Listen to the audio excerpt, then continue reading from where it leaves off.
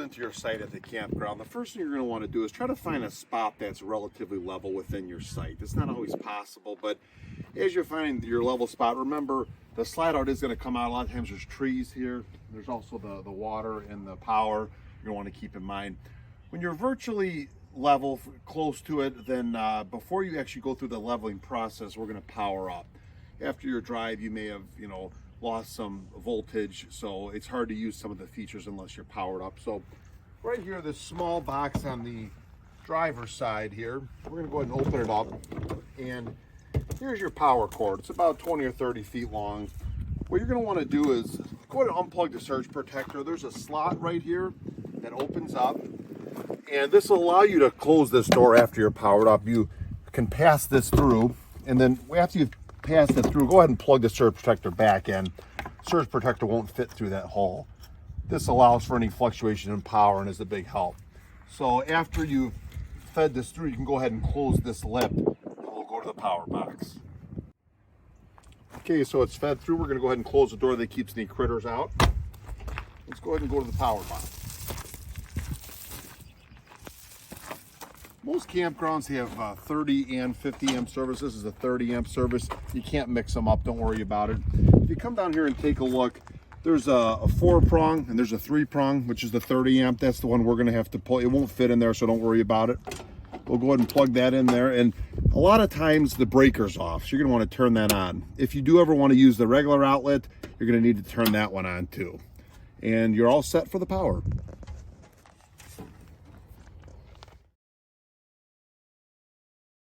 Okay, after you powered up the camper, there's nothing you need to do on the inside as far as switching from battery to, we call it shore power. Everything switches over automatically. The second thing that you're going to do is you're going to work on leveling the camper. Inside, on the passenger side here, inside the middle bay, is all the leveling stuff that we need. There's a toolbox here if there's any tools you need throughout your camping trip. Basic stuff's in there that you might need. You don't need any of that for leveling. The two types of leveling blocks we have here are the wedges for the wheels, which if you're in a real low spot, you're going to go ahead and place it under the wheel, and you can drive up on it. You can do this on front or rear. And this can get you about 3 or 4 inches up, and we'll show later if that's needed. Here are the leveling blocks that you're going to place under the 4 jacks that are 2 in the front and 2 in the back, and I'll show you how to put those under now. In each of the corners of the RV, there are jacks with a circular pad below it, and these are going to be placed under the jack. So I want to show you under here. You're going to find the circular jack, and you want to get as close as you can with the blocks to the jack. Sometimes it's 2, sometimes it's 3. You want to get it just kind of centered under there. The reason you want to get that as high as possible, the shorter that the jack has to lift, the less movement you'll have. It's more secure when the jack doesn't have to extend all the way. We're going to do that on the 4 sides.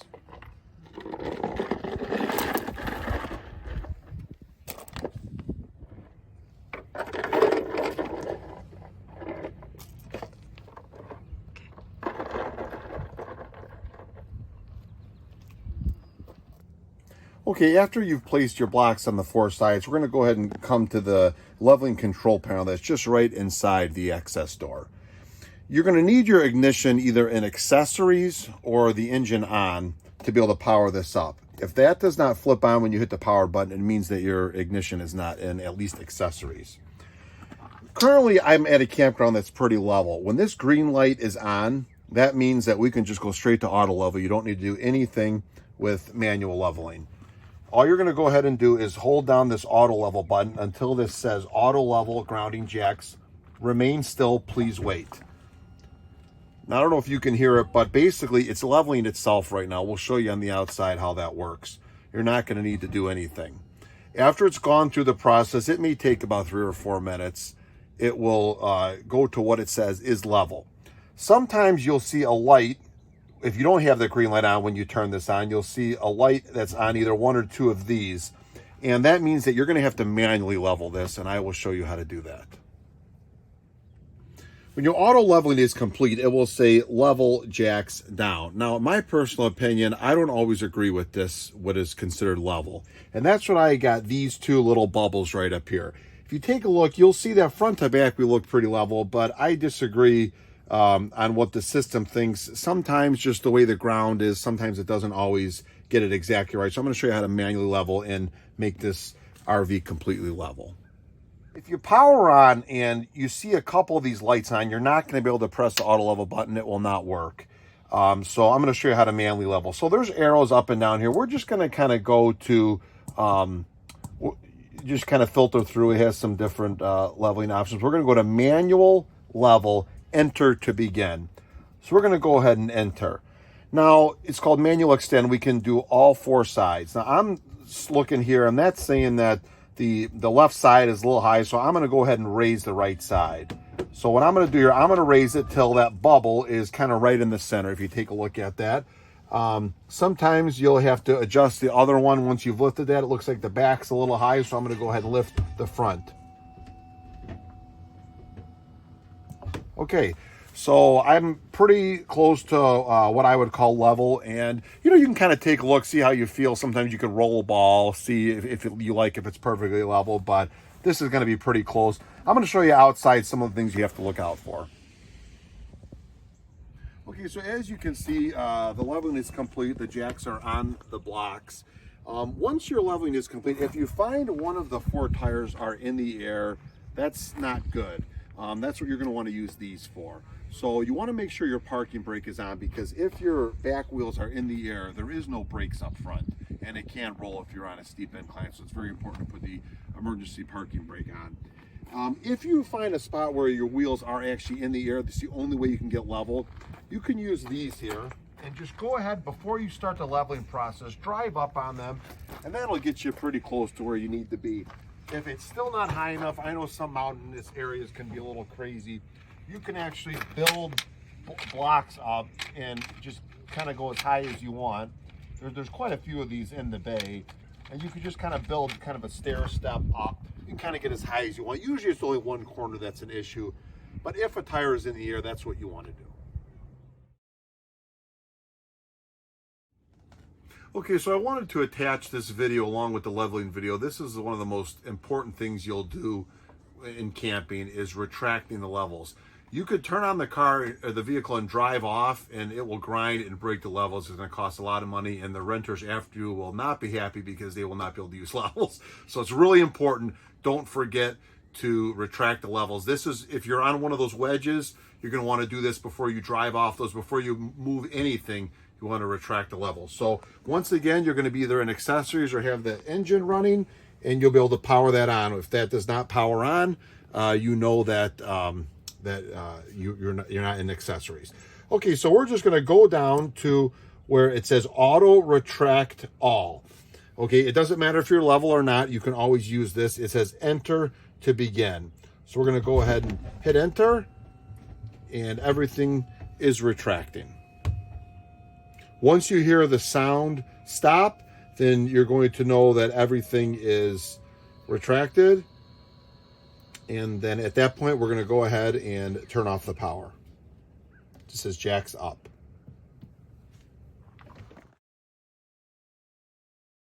Okay, so step number 3 of setting up the RV, we're going to go ahead and get the water set up.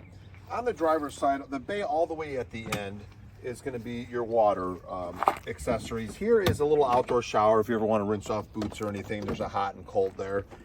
If you take a look on the inside here, we'll go ahead and pull out the hose. And similar to the electrical options, there is a little slot here at the bottom. We're going to go ahead and feed that up, kind of close it off once again, keep any critters out. We're going to go ahead and plug this in here. Okay, now we're going to go ahead and hook up to the campground water spigot, tighten it up, but we do not want to do anything in regards to turning it on. We got to do some settings, which I'll show you in a minute.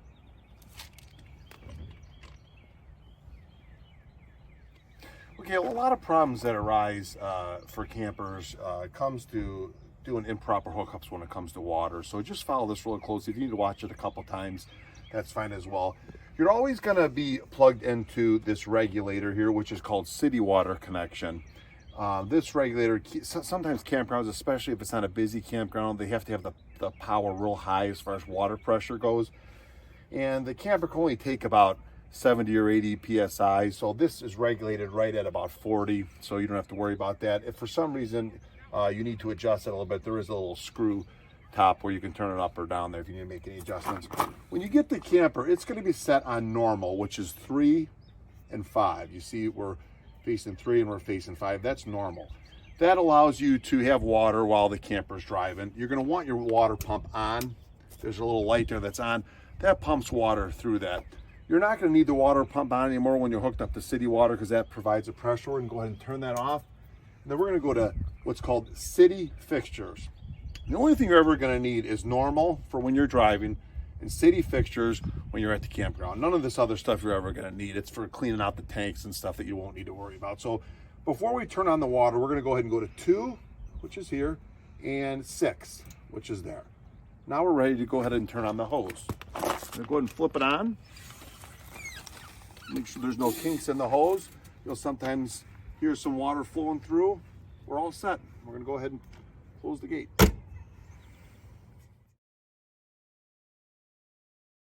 Okay, so the next thing we're going to do in regards to setting up the camper is we're going to talk sewer. Now, the good news is if you have a short trip, 3-4 days, sometimes even a little longer, if you're not using the actual shower a lot, you're showering at the campground, you may not have to empty this except at the end. A longer trip, you'll probably have to do it a couple times. I'll show you on the inside how to check your levels to see if that you need to empty or not. We also offer a service to dump if you don't want to do that, so just let us know.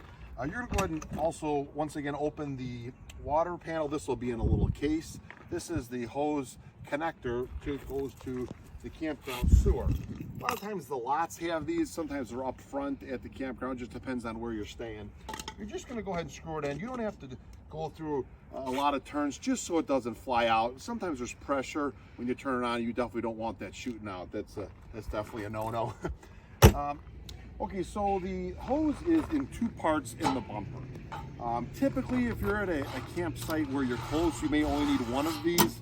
In this particular situation, I'm going to need both to be able to reach it. So I'm going to go ahead and put that one down here, and then I'm going to access this on this side of the bumper. Get the other half. The reason it's in 2 sections is when they're connected, it won't fit in the bumper. It's a very tight fit, so they need to be separated to be able to slide through. The first thing we're going to do is we're going to go ahead and connect the 2 hoses into one. You'll kind of hear it click, and then we're going to go ahead and click it into the campground sewer. These are very simple. You just kind of lock in the teeth. Then we're going to come around the back. Inside, right under the sewer output here is the same type of tooth connection. So I want you to come real close here so you can kind of see how this locks in. It's very important that these teeth lock in to the teeth of the hose. That way you got a nice tight connection, nothing's loose. And we are all set. It doesn't mean when you've connected that you immediately empty the sewer. And in fact, you want to keep these closed most of the time. The sewer gas can pass up when you flush the toilet, things like that. You'll kind of smell the smell come up. You only want to come on and empty this when you are getting full, and I'll show you how to do that now. Okay, so our hoses are all hooked up. We're going to show you how to check to see when you're ready to dump or not. Right inside the access door here, right up towards near the ceiling, is your access panel. I'll go through stuff real quick, even though it may not pertain to this particular video. The tank heaters are something that would only be used if you're in cold temperatures. That's not something you'll ever have to worry about. The water pump is another spot to turn on the water pump, just like how I showed you outside. That's if you're not hooked up to the campground. You can turn it on there or here. These are the hot water heaters. You have 2 options. If you want to use gas, which is quicker, you can use your hot water heater and turn it on there, or you can just use electric, or you can use both. It's okay to use both if you want to get it done quicker. Obviously, you want to use as least amount of gas as possible, so if you want, you can just leave the electric one on. It'll provide what you need there. Okay, getting back to what we're talking about in regards to sewer. The little 4 buttons here kind of give us an idea of what's going on in RV. This is the battery that you kind of know if your battery's fully charged. This is for the coach portion of it. This is your fresh water tank. I typically keep the fresh water tank at about 1/3 of a tank. There's no reason to carry a lot of water along. It's wasteful in gas, and it's just a lot of sloshing around. So normally people are hooked up to the campground, so I usually keep that about a half or a third. The only ones you guys really got to worry about is black, which is poopy, and gray, which is water. And as you can see right now, our black tank, which is poopy, is about 2/3 full. It's time to empty it out. Gray is actually full right now, so we'll go ahead and empty that out. Now, typically, you don't want to wait till it's this full. I did this to show you on the video, but really, when you get about 2/3, you're going to want to empty it. If you wait too long, it'll actually start coming up the drain, or the drains won't go down. Okay, so when you're ready to dump, you want to make sure there's a good flow on the hose. As you can see here from it rolling up, there's a few curves, and it doesn't have to be perfect, but I'm just going to kind of wind it a little bit just to get it a little better, which is perfectly fine there. And we're going to go ahead and move over and do our dumping. Now, this is a very important process because you want to do the solids, which is black, first. What that does is it kind of goes through the hose and down to the sewer, and then after you've closed that, you want to do the gray, which is the water from your shower, your sinks, and that kind of washes the hose. And the good part about that is when your process is complete, you don't have any of that waste still in the hose. It's been washed out. So always do black first, okay? So we're going to go ahead, and you don't want to just yank it. Just kind of do it slowly, and you'll kind of hear it start to come out. Now, you'll kind of hear when you get towards the end that the sound has kind of dropped down some. And what I typically do is I kind of lift it up and kind of help it. At the end, you'll see a clear, the clear cap. You'll also know when it's kind of slowed down, and we'll revisit that in a minute. Okay, you can hear that it's pretty much stopped or down to a slight trickle. So what we're going to do is we're just going to kind of start here, and you can feel it's kind of heavy. We're going to kind of help it down, just to kind of get everything out. Sometimes you get a little piece of toilet paper, different things like that. At this point, it doesn't have to be completely empty because we're still got to do our gray water. So this is kind of what is more like a wash. So we're going to go ahead and close the black, and we're going to once again slowly open the gray. And it's going to kind of flow the same way. If you notice here, as you go, it's going to start clearing out, and it's no longer kind of the brownish color, it's more clear. This is your shower, your sink, kitchen sink, things like that. And the nice thing about this is it's actually washing the hose for you. So it'll be, somewhat clean when you're ready to pull it off. If you're staying at a campground for a little while, there's no reason to unhook this. Just leave it set up when you're done. Once they can kind of lift the hose to get the stuff out, just leave it connected. Just close the gray and the black. Make sure those are closed. The next day, 2 days later, you can do it again. If for some reason you're getting ready to leave, I'll show you how to close things up. Okay, so we've got to the point where it's pretty much a trickle. So once again, because these little low valleys and stuff, we're going to kind of help it once again. Just going to kind of help the water come on down and empty it all out. Okay, so we're empty. Now, like I said, you can leave it connected if you're at a campground for a while. Oh, even if it's connected though, you don't want to leave the valves open, because that's what I was saying earlier about the smell coming out. So once again, black's already closed. If not, make sure it's closed. Then we're going to go ahead and close the gray. Once again, once it's closed, if you want to once again lift it, I hear a little bit in there. We're going to kind of make sure that's nice and clean. That's typically what I do. What I would do first is disconnect it from the sewer first.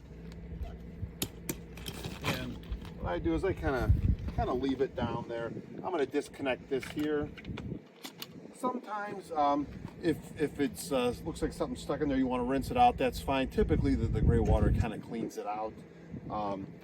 We'll put that away in its container in a minute. Put that lid back on there, and then we're going to go ahead and put the first hose in. Sometimes there may be a little liquid you can kind of just let drip out. We're going to slide this half in.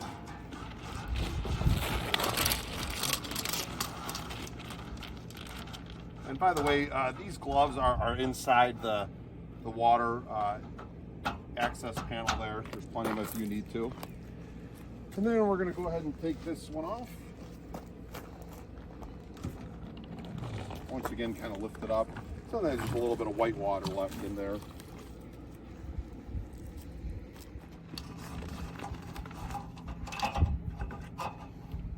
All right, you're gonna want to make sure these caps are in there pretty good so they don't pop out. Kind of keeps the hose in there.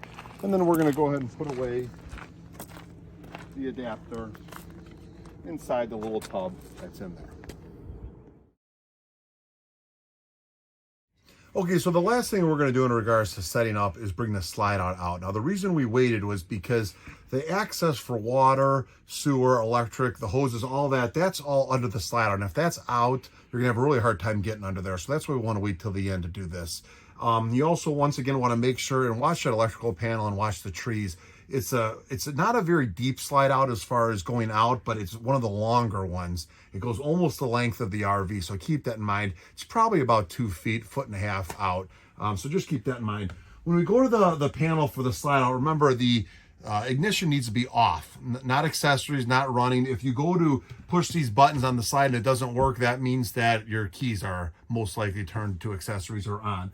So there's EXT, which is extend, and RET, which is retract. We're going to go ahead and hold that down.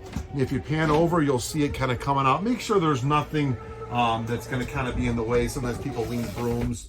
Okay, you'll hear it kind of grind to a halt. You can hold it for a second after that, not going to hurt anything. You'll make sure it's all the way out. You want it to be all the way out to make sure you have a nice weather seal. So just give it one last tap. It's not going to hurt anything.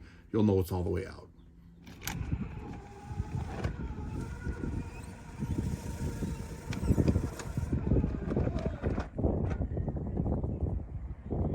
Okay, so now we're going to go ahead and show you how to bring it in. Same thing, RET is retract. Once again, accessories off. If you pan down here, I want you to take a look at something very important. I'm about 6'5", so I tend to have the seat far back. If you like to ride reclined, this will hit the slide out as it comes in. So you want to make sure that is up a little bit. It's clear. So it's a very important thing to do because it will snap off. Okay, so we're going to go ahead and retract. And if you take a look, you'll see how it's clear. This is clear of the seat. Everything's good. Give it one last hit. Make sure we're all the way in. We got a weather seal and we're all set. Okay, now we're going to talk about awning use and awning safety. An awning is basically like a sail. And if it is windy enough where you know, a flag can blow, or where you kind of feel a really strong breeze, you don't want to put the awning out. You always want to only have the awning out when you're using it. If you run to go eat somewhere, you leave the camper, bring in the awning. If you take a nap or you go to bed, you want to bring in the awning. That is the #1 claim in all RV rentals, is awnings. A lot of times people accidentally drive away with the awning out. That's more rare than the issue of the wind actually taking the awning out, or if it starts raining. If you go to bed and even a light downpour, it pools in kind of the sagging areas of an awning, and it can literally bust right off the side of the thing. So awning out only when you're using, that's when it'll be safe. Right inside this access panel, along where the leveler is the awning in and out. It's very simple. Once again, the ignition, accessories, all they have to be off. It's kind of funny how you kind of got to go back and forth for all these things, but everything needs to be off when it comes to that. If this button doesn't work, that means that your keys are probably on, and accessories. Okay, so we're going to go ahead and push down, which is out. And once again, you want to keep an eye out for any trees, any low-hanging branches, anything that might impact. This door is not a problem. It steers clear of the door. And as it comes out, you'll notice, you'll see kind of the little canopy at the end will allow you to know that it's all the way out. It will actually start winding up again if you go too far out. So here it's dropping once it goes straight down, and we are out. Okay, so I'm going to show you, if for some reason, the awning is very high, it's a tall RV. If for some reason the sun's kind of coming at an angle and you can't get in the shade, these are very nice features here. You just kind of pull this down, and you'll notice that it's lowering this side of the awning. You can also do it on both sides. If you would like it to be low, let's say the sun is straight out, and you can come level. as far as you want. When you go to retract the awning, you do not have to push those up. They go in automatically, so once you've adjusted that, there's no worry about that. One thing you don't want to do is you never want to hang stuff on the awning. Sometimes people will, you hang a towel or something, that's not a problem, but sometimes people want to hang like a clothes bag, garbage bag. You don't want to do anything like that, because this is very, very thin metals. You'll find that in an RV, they do that just to keep everything light, and stuff bends very easy, so you'll want to watch out for that. Okay, on the same video, I'm going to show you how to bring it back in. Typically, if for some reason it did get a little wet, you kind of want to let it maybe dry just for a little while, otherwise it can kind of get mildew build up on there. But once again, you don't need to adjust those arms at all if you've brought those down. You're just going to go up, or you're going to hit in. Once again, if it's not working, that means your ignition is probably on. It takes a little bit longer to go in than out because it's fighting gravity. But you'll kind of notice sometimes when the air conditioning's running, you'll get some runoff, things like that. That's no worry. But you may not want to stand under it because of that. But we're going to go ahead and bring it in, and you'll know, once it's flush, when you can stop. You don't want it to be out because obviously when you're driving, even out a little bit because it can catch wind and things like that. Just about all the way in. You'll kind of hear it. Okay, you can always do one extra tug or one extra hit to make sure you're all the way in and you're all set.